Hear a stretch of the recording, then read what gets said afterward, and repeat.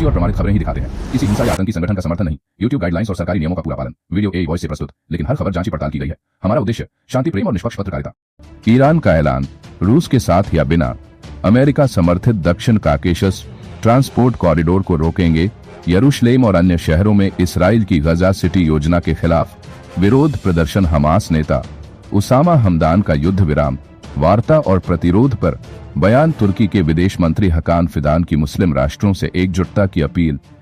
सहयोगियों का कहना, रूस यूक्रेन शांति वार्ता में कीव की मौजूदगी अनिवार्य। फिलिस्तीनी राष्ट्रपति महमूद अब्बास का संयुक्त राष्ट्र महासभा में एक तरफा फिलिस्तीनी राज्य की घोषणा पर विचार। सभी मोर्चों की जंग की तैयारी। IDF का अचानक सैन्य अभ्यास। डॉन लेबनान सीमा के पास हथियार डिपो में धमाका, 6 सैनिक मारे गए। हिजबुल्लाह को निशस्त्र करने के अभियान के बीच घटना। आदाब, नमस्कार, मैं आपका मेजबान अनीस अंसार। 10 अगस्त 2025 की अंतर्राष्ट्रीय खबरें अब विस्तार से चलिए शुरू करते हैं। तब तक चैनल को सब्सक्राइब करें और बेल आइकन दबाएं। सबसे पहली खबर ईरान से है। दक्षिण काकेशस की राजनीति में तूफान लाने वाला बयान। ईरान ने साफ कह दिया है कि अमेरिका समर्थित ट्रांसपोर्ट कॉरिडोर को बनने नहीं देगा, चाहे रूस साथ हो या न हो। इस्लामिक रिवॉल्यूशन के सर्वोच्च नेता के वरिष्ठ सलाहकार ने चेतावनी दी है कि यह प्रोजेक्ट क्षेत्रीय सुरक्षा को खतरे में डाल देगा और पूरे इलाके का भू राजनीतिक नक्शा बदल देगा। तेहरान के इस रुख ने काकेशस से लेकर वॉशिंगटन तक हलचल मचा दी है। बढ़ते हैं अगली खबर की तरफ। यरूशलेम, तेल अवीव, हाइफा, इसराइल के कई शहरों की सड़कों पर हजारों लोग उतर आए। गजा सिटी पर नियंत्रण की सरकारी योजना के विरोध में भीड़ प्रधानमंत्री बिन्यामिन नेतन्याहू के आधिकारिक आवास तक मार्च करती रही। तख्तियों पर लिखे नारों के साथ एक पूर्व इस्राएली सैनिक ने साफ कहा, हमने युद्ध लड़ा है, लेकिन नेतन्याहू के राजनीतिक युद्ध से इनकार करते हैं। इस कदम की निंदा संयुक्त राष्ट्र से लेकर ब्रिटेन, फ्रांस, ऑस्ट्रेलिया और कनाडा तक कई देशों ने की है। इसी माहौल में हमास के वरिष्ठ नेता उसामा हमदान का बयान सामने आया। मध्यस्थता जारी है, लेकिन युद्ध विराम पर कोई नई सूचना नहीं मिली। उन्होंने कहा कि जब तक कब्जा जारी है, प्रतिरोध हथियार छोड़ने वाला नहीं और लक्ष्य साफ है, हमले रोकना, क्रॉसिंग खोलना और गाजा की नाकाबंदी खत्म करना। इधर तुर्की के विदेश मंत्री हकान फिदान ने मुस्लिम देशों से अपील की है कि इसराइल की गजा सिटी योजना के खिलाफ एकजुट हों। मिस्र में हुई वार्ता के बाद उन्होंने इसे नरसंहारकारी और विस्तारवादी नीतियों का नया दौरा बताया और अंतर्राष्ट्रीय स्तर पर विरोध का आह्वान किया। अंकारा और काहिरा दोनों ने इस योजना की खुली निंदा की है। दुनिया का ध्यान उधर मुड़ता है जहां रूस यूक्रेन जंग को लेकर नई सियासी खींचतान शुरू हो गई है।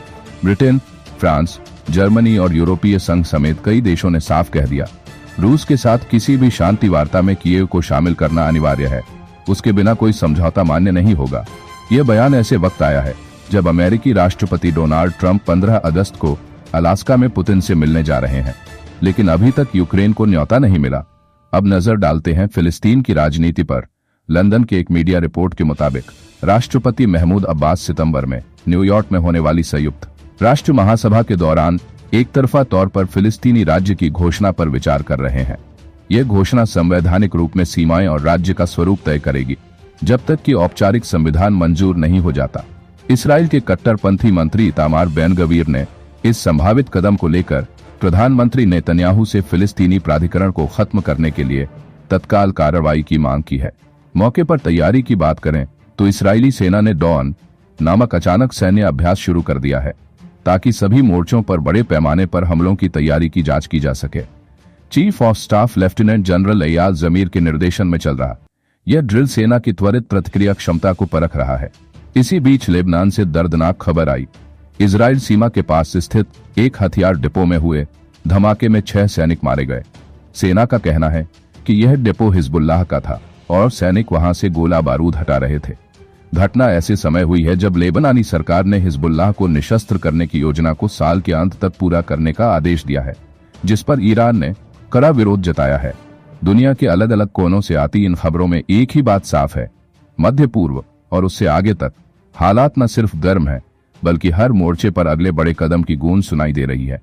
और दोस्तों, आज की अंतर्राष्ट्रीय खबरें यहीं समाप्त होती हैं। ताजा अपडेट्स और गहराई से विश्लेषण के लिए हमारे साथ जुड़े रहिए।